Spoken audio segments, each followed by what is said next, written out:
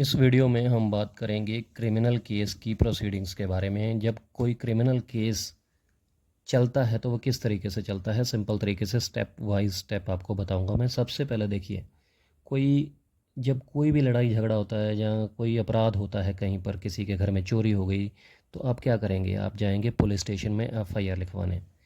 तो इसमें दो बातें होती हैं। एक तो होती है कि पुलिस एफआईआर लिख लेती है, कई बार पुलिस एफआईआर नहीं भी लिखती है। तो अगर पुलिस एफआईआर नहीं लिखती है तो आपके पास क्या ऑप्शन होता है? आप डायरेक्ट कोर्ट में जाकर प्राइवेट कंप्लेंट भी कर सकते हैं या फिर एप्लीकेशन लगा सकते हैं 156(3) सीआरपीसी के तहत, और कोर्ट से दरख्वास्त कर सकते हैं कि इस व्यक्ति के खिलाफ आप एफआईआर दर्ज करवाने के लिए डायरेक्शन दें पुलिस स्टेशन को। तो इसके बारे में बात बाद में करेंगे। सबसे पहले बात करते हैं कि अगर एफआईआर लिख ली जाती है तो उसके बाद की प्रोसेस क्या होती है। देखिए, पुलिस ने एफआईआर आपकी लिख ली, उसके बाद उस अक्यूज़ को, उस दोषी को जिसके खिलाफ एफआईआर लिखी गई है, उसको अरेस्ट किया जाता है पुलिस के द्वारा। और 24 घंटे के अंदर अंदर, अरेस्ट करने के 24 घंटे के अंदर अंदर पुलिस को उस दोषी को कोर्ट में पेश करना होता है जज साहब के सामने। और पुलिस रिमांड की कई बार दरख्वास्त की जाती है अगर इन्वेस्टिगेशन अभी अधूरी है तो।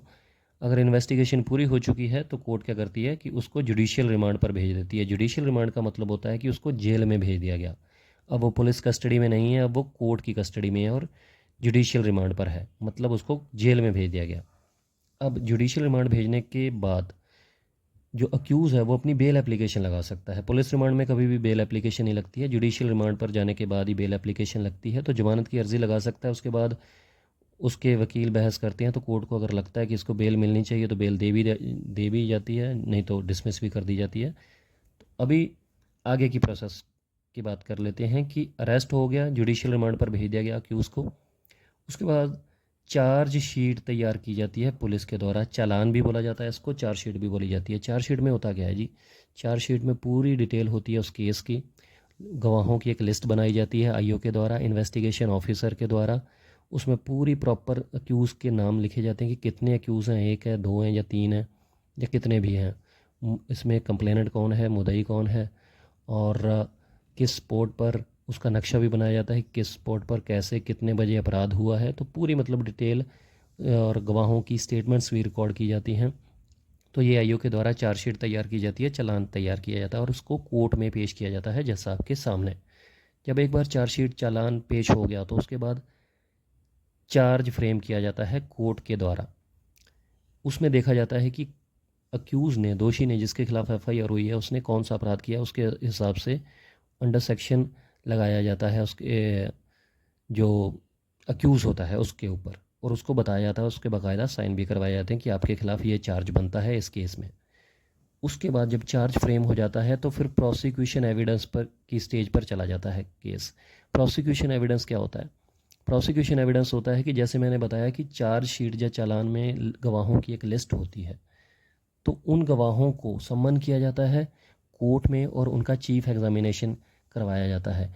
वो सारे जो गवाह होते हैं वो कंप्लेनेंट की तरफ से होते हैं, वो गवाही देते हैं, अपना चीफ एग्जामिनेशन करते हैं, और उनको क्रॉस एग्जामिनेशन भी किया जाता है अक्यूज़ के वकील के द्वारा। अगर अक्यूज़ ने कोई वकील कर रखा है तो वो उन गवाहों को क्रॉस एग्जामिनेशन कर सकता है।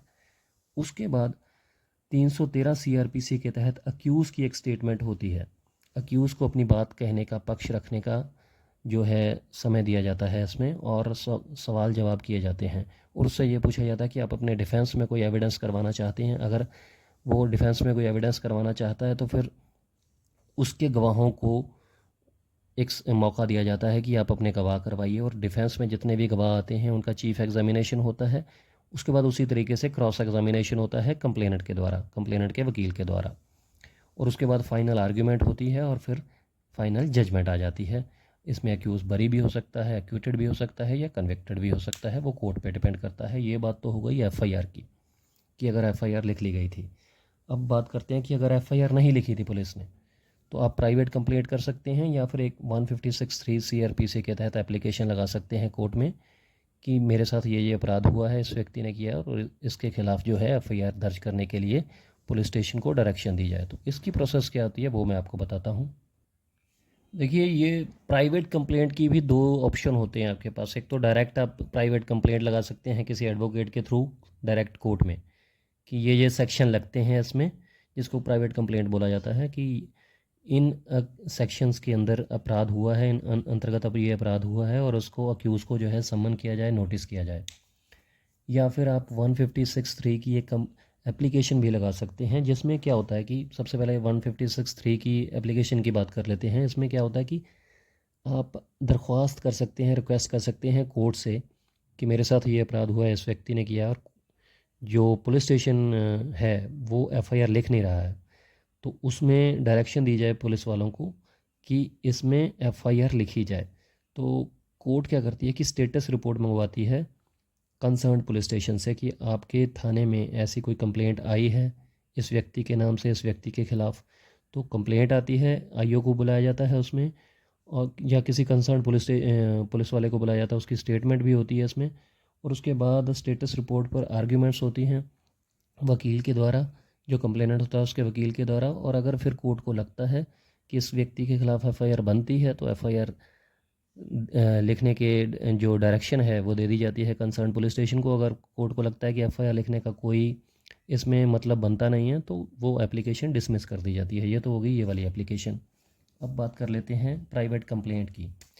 प्राइवेट कंप्लेंट में क्या होता है, सबसे पहले प्रीलिमिनरी एविडेंस होता है। प्रीलिमिनरी एविडेंस का मतलब होता है कि जिसने प्राइवेट कंप्लेंट लगाई है, जो कंप्लेनेंट है, जो शिकायत करता है, पहले वो अपने गवाह लाता है, अपने डॉक्यूमेंट्स पेश करता है कि मेरे साथ ये अपराध हुआ है, ये मेरे गवाह हैं। उनको विटनेस को उनका चीफ एग्जामिनेशन किया जाता है।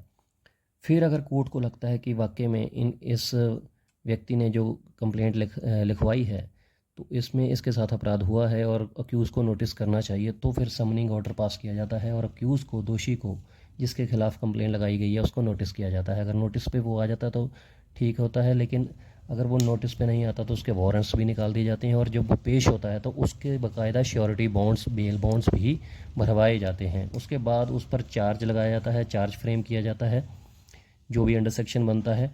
उसके बाद फिर से एविडेंस पर लग जाता है केस, प्री चार्ज एविडेंस बोलते हैं उसको। उसमें प्री चार्ज एविडेंस में कंप्लेनेंट के जो विटनेसेस होते हैं वो आते हैं और उनको क्रॉस एग्जामिनेशन किया जाता है दोषी के वकील के द्वारा। फिर उसके बाद जो दोषी होता है उसको एक एविडेंस का मौका दिया जाता है और उनका भी क्रॉस किया जाता है कंप्लेनेंट के वकील के द्वारा। फिर फाइनल आर्ग्यूमेंट्स होती हैं और उसके बाद अगर कोर्ट को लगता है कि इसको सज़ा मिलनी चाहिए दोषी को, तो उसको सज़ा मिल जाती है, अदरवाइज़ वो कंप्लेंट जो है वो डिसमिस भी हो जाती है। तो इस तरीके से हमने आज बात की कि अगर एफआईआर होती है तो उसका प्रोसेस क्या होता है, अगर प्राइवेट कंप्लेंट होती है तो उसका प्रोसेस क्या होता है, या 156(3) के तहत अगर आप एप्लीकेशन लगाते हैं तो उसका प्रोसेस क्या होता है। बिल्कुल सिंपल तरीके से समझाने की कोशिश की है मैंने।